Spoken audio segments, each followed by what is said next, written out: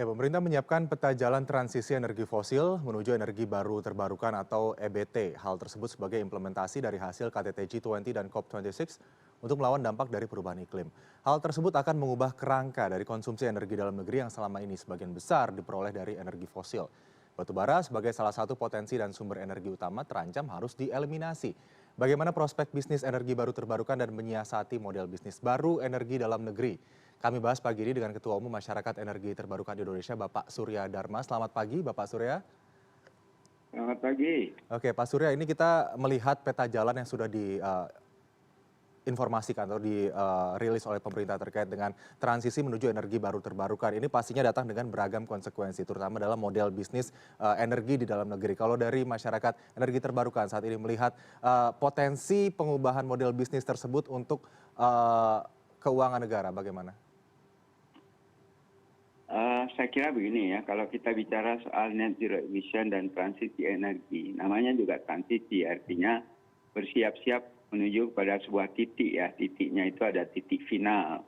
Kita tahu bahwa ke depan tahun 2050 itu dunia itu akan mengalami perubahan yang sangat fundamental dari penggunaan energi fosil ke energi terbarukan.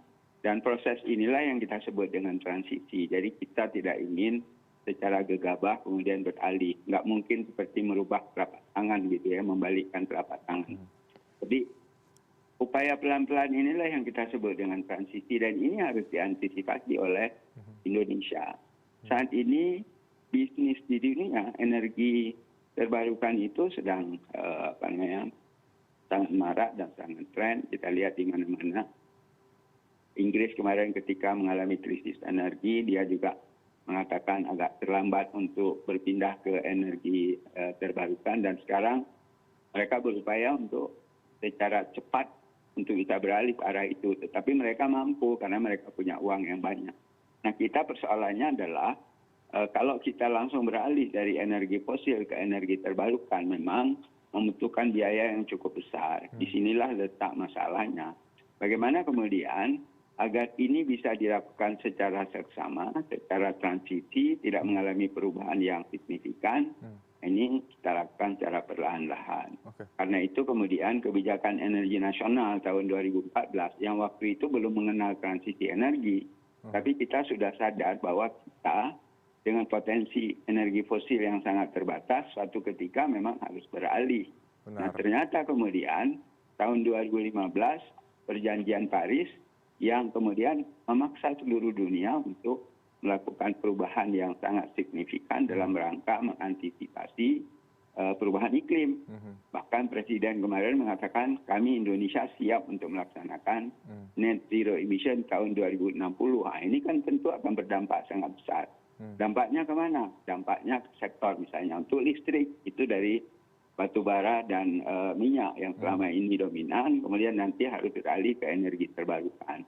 Demikian juga dari sisi lain, misalnya penggunaan minyak untuk transportasi ya, nanti ke depan itu akan beralih ke mobil listrik. Listriknya harus berasal dari energi terbarukan. Artinya ke depan, kalau kita lihat dari sisi ini, semuanya orang bicara adalah energi terbarukan. Oke, Pak Surya, ini kita melihat bauran energi yang saat ini digunakan di Indonesia 67% ini atau lebih dari setengahnya merupakan energi yang dihasilkan dari energi fosil, terutama batu bara. Saat ini kalau kita melihat bauran energi tersebut dengan misi pemerintah untuk mencapai net zero emission pada tahun 2060, sebetulnya bauran energi yang pas komposisinya agar Indonesia juga mendukung ambisi dari Paris Agreement ataupun COP26 untuk perubahan iklim, seberapa komposisinya, Pak Surya? Jadi begini, kalau kita lihat, saya koreksi sedikit ya, bukan 67% ya. Bukan 67% energi fosil. Sekarang masih hampir 90% adalah energi fosil. Hanya 10-11% saja energi terbarukan. Dan 65% itu kalau sisi listriknya itu berasal dari batu bara. Ini merupakan tantangan yang sangat besar dari sisi transisi energi karena kita sangat bergantung kepada batu bara. Nah kita lihat kalau ingin mencapai net zero emission tahun 2060, kami menghitung itu minimal itu energi terbarukan itu 50% tahun 2050 untuk Indonesia ya. Bahkan ada yang menghitung bisa sampai 70 sampai 80%. Ini kan tentu merupakan tantangan yang sangat besar.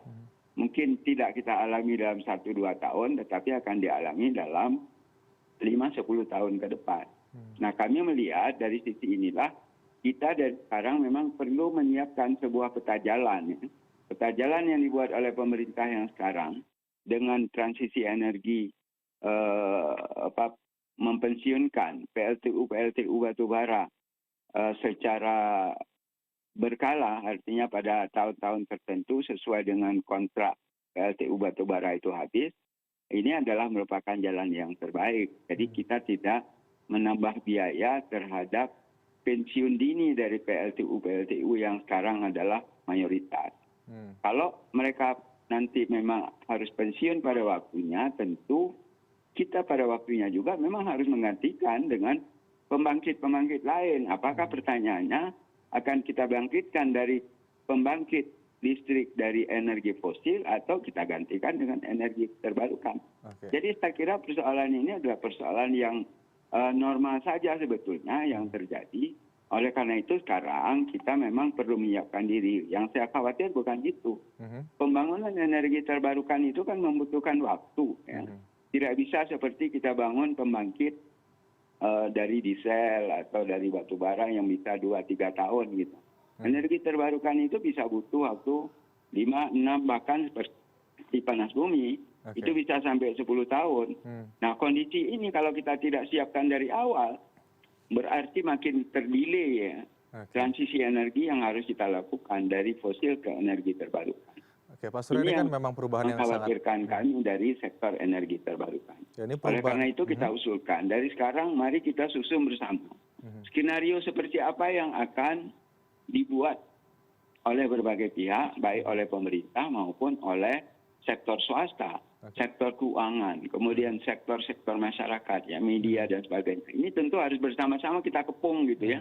Nggak bisa hanya menyatakan dengan angka-angka saja, tetapi harus ada langkah aksi yang real yang harus dilakukan oleh berbagai pihak. Baik, Pak Surya, mohon maaf saya potong. Ini memang langkah yang sangat besar dan diperlukan aksi yang nyata dan dana yang juga tidak sedikit begitu ya, pembiayaan pendanaan yang cukup besar. Kita dengarkan terlebih dahulu Pak Surya pernyataan Presiden Jokowi soal dunia ternyata belum temukan skema untuk biaya transisi energi ini. Berikut. 20 maupun di COP26 di Glasgow, kita hanya berkutat berbicara mengenai bagaimana skenario global untuk masuk ke transisi energi. Tahun lalu sebetulnya sudah masuk ke tema ini, tetapi juga belum ketemu jurusnya seperti apa, skemnya seperti apa. Tahun ini lagi dibicarakan lagi dan skemnya juga belum ketemu. Dijanjikan 100 miliar US dollar, tetapi keluarnya dari mana juga belum ketemu. Saya sendiri ditanya waktu di G20 maupun oleh PM Boris Johnson menyampaikan kalau untuk net zero emission Indonesia nanti di 2060. Kok nggak bisa maju? Yang lainnya 2050. Ya nggak apa-apa, yang lain-lain kalau hanya ngomong saja juga bisa, saya juga bisa saya sampaikan. Potensinya sangat besar sekali. Tetapi kita harus ingat, dan para pemimpin dunia juga saya sampaikan, tapi kita ini sudah lama dan sudah tanda tangan kontrak, PLTU-nya sudah berjalan, memakai yang namanya batu bara. Pertanyaannya skenario-nya seperti apa? Misalnya pendanaan datang, investasi datang, kan harganya tetap lebih mahal dari batu bara. Siapa yang membayar gap-nya ini? Siapa? Ini yang belum ketemu, negara, kita. Enggak mungkin, angkanya berapa ratus triliun, enggak mungkin. Atau dibebankan masyarakat, tarif listrik naik, juga tidak mungkin. Baik, Pak Surya, bagaimana dikatakan butuh investasi yang besar, butuh dana yang besar, dan perlu kerjasama global untuk menyukseskan misi mencapai net zero emission, menciptakan energi yang lebih bersih. Sejauh ini, Pak Surya, tanggapan Anda bagaimana terkait dengan transisi yang membutuhkan investasi sangat besar ini? Saya kira yang pertama, saya menggarisbawahi apa yang disampaikan oleh Bapak Presiden itu adalah benar ya. Dalam konteks kalau kita ingin pensiunkan lebih awal gitu ya. Jadi mereka PLTU itu ada kontraknya selama 25 tahun, 30 tahun dan sebagainya. Kalau itu kita pensiunkan 20 tahun masih ada sisa operasi 10 tahun, nah ini kita harus bayar. Siapa yang harus bayar? Siapa yang menanggung itu? Nah oleh karena itu kita harus melihat skenarionya adalah kita pensiunkan semua PLTU itu ketika kontrak berakhir. Ketika kontrak berakhir tidak ada kewajiban apapun kepada PLN, kepada negara untuk membayar. Yang ada kewajiban adalah bagaimana membangun pembangkit baru. Jadi tidak ada transisi energi, tetap harus dibangun pembangkit itu. Nah karena harus dibangun pembangkit itu, pertanyaannya apakah kita bangun kembali dengan PLTU atau kita rubah ke energi terbarukan? Ini kan persoalan yang berbeda. Saya kira ini yang harus kita sampaikan kepada Bapak Presiden secara utuh agar tidak terjadi misinterpretasi dan mispersepsi dalam konteks ini. Nah kami tentu, kenapa kami misalnya membuat, kita perlu menyusun sebuah skenario. Skenario inilah yang kita akan lihat nanti. Kapan PLTU, kapan PLTM, kapan PLTG dan lain-lain itu berakhir. Nah ketika itu berakhir, kapan harus pembangkit listrik energi terbarukan masuk. Karena butuh waktu untuk energi terbarukan, kalau begitu kapan mulai kita start. Jadi dari titik berakhir sampai kemudian kita mundur gitu ya, tarik ke belakang, berapa tahun butuh waktu menyiapkan. Nah disitulah kemudian kita harus mulai membangun. Pak Jadi Surya, sama sekali saya kira jangan kita lihat bahwa seolah-olah tidak ada orang yang akan bertanggung jawab terhadap itu. Semua akan bertanggung jawab. Tidak ada transisi energi, pasti harus kita bangun pembangkit baru kalau dia sudah berakhir. Nah, oleh karena itu saya melihat sangat penting ya apa yang disampaikan oleh Bapak Presiden untuk memacu kita untuk berpikir agar kita memperoleh sebuah skenario yang tepat dalam melaksanakan transisi. Sehingga di satu sisi ada penurunan penggunaan, di sisi lain kemudian ada kenaikan pemanfaatan, penurunan dari sisi fosil, kenaikan dari sisi energi terbarukan. Nah ini harus diperoleh sebuah titik ya, titik temu yang optimum. Jadi bukan hanya maksimum tapi optimum. Jadi win-win kepada sektor fosil juga win-win kepada energi terbarukan. Nah yang lebih penting lagi seperti Pertamina misalnya yang sekarang adalah mayoritas menggunakan BBM, tentu suatu ketika kan akan beralih. Nah ini mereka juga harus menyiapkan diri gitu ya.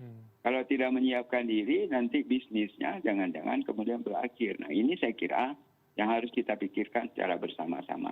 Jadi membentuk win-win solution antara para pemain dalam bisnis energi fosil dan juga pada masa transisi dari energi fosil ini menjadi energi yang lebih bersih atau energi baru terbarukan. Pak Surya, jika kita melihat skema transisi ini, apa kemudian akan menjadi kendala terbesar proses transisi yang akan dilakukan melihat roadmap yang ada saat ini? Memang banyak orang mengatakan ada dua hal. Yang pertama adalah soal andalan pasokan yang selama ini semuanya bergantung pada batu bara. Karena itu batu bara menjadi 65% gitu ya. Karena dia bisa dibangkitkan 24 jam. Di lain pihak energi terbarukan ada beberapa di antaranya seperti energi matahari dan angin itu memiliki keterbatasan karena intermittent. Siang bagus, kemudian malam barangkali tidak ada. Mungkin ada lagi seperti angin, kadang-kadang kuat sekali, kadang-kadang kemudian lemah. Tapi ini teknologi sekarang kan bisa menyelesaikan semua itu. Saya kira ke depan ya seperti energi surya yang kita lihat. Beberapa tahun yang lalu harganya masih 40 sen US dollar. Sekarang sudah 5-6 sen US dollar, sudah jauh di bawah harga batu bara. Persoalannya intermitensi itu bisa diatasi dengan smart grid dan sebagainya. Dan ini adalah soal teknologi. Dan ini saya kira merupakan peluang juga bagi tenaga-tenaga muda kita untuk selalu melakukan research and development ya, riset dan pengembangan, sehingga teknologi ini semakin canggih. Kita lihat China misalnya bagaimana mereka sangat eager untuk melakukan riset dan pengembangan sehingga mereka leading di sektor ini.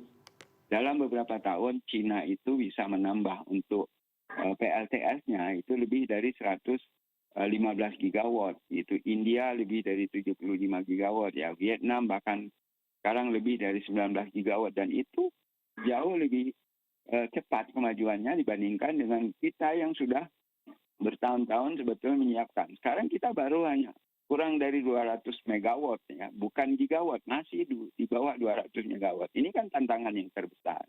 Nah, saya kira ini win-win ini yang harus dilakukan. Pengusaha-pengusaha yang sekarang bergerak di energi fosil, mari kita pikirkan secara bersama-sama. Di Undang-Undang Energi Terbarukan yang kami usulkan, itu memang ada salah satu pasal yang disebut dengan standar portofolio energi terbarukan. Dengan memaksa adanya standar portofolio energi terbarukan, ini akan terjadi win-win. Pengusaha misalnya batu bara, nanti dia juga punya kewajiban untuk membangun energi terbarukan. Kalau dia tidak punya, harus cari sertifikat energi terbarukan. Dari mana dia dapat? Harus tetap membangun energi terbarukan. Akhirnya akan terjadi win-win. Mereka tidak kehilangan usaha, tetapi mereka juga punya peluang untuk berbisnis di sektor yang lebih baru. Oke, baik. Pak Surya, sebenarnya memang kita juga memiliki banyak sekali ya potensi sumber daya yang bisa digunakan untuk menuju proses transisi energi terbarukan ini di dalam negeri, dan seyogyanya kita juga bisa menjadi pemain utama dan kita bisa melakukan lebih baik gitu. We can do better. Semoga ini bisa proses transisi ini bisa berjalan mulus sesuai dengan peta jalan yang sudah direncanakan oleh pemerintah dan benar-benar tercipta sebuah langkah yang pasti untuk melawan perubahan iklim yang juga akan dibawa nanti di Presidensi Indonesia di KTT G20 di Bali. Terima kasih Pak Surya Dharma, Ketua Masyarakat Energi Terbarukan Indonesia, sudah bergabung bersama CNN Indonesia Today pagi hari ini. Selamat pagi Pak Surya, salam sehat. Selamat pagi, terima kasih.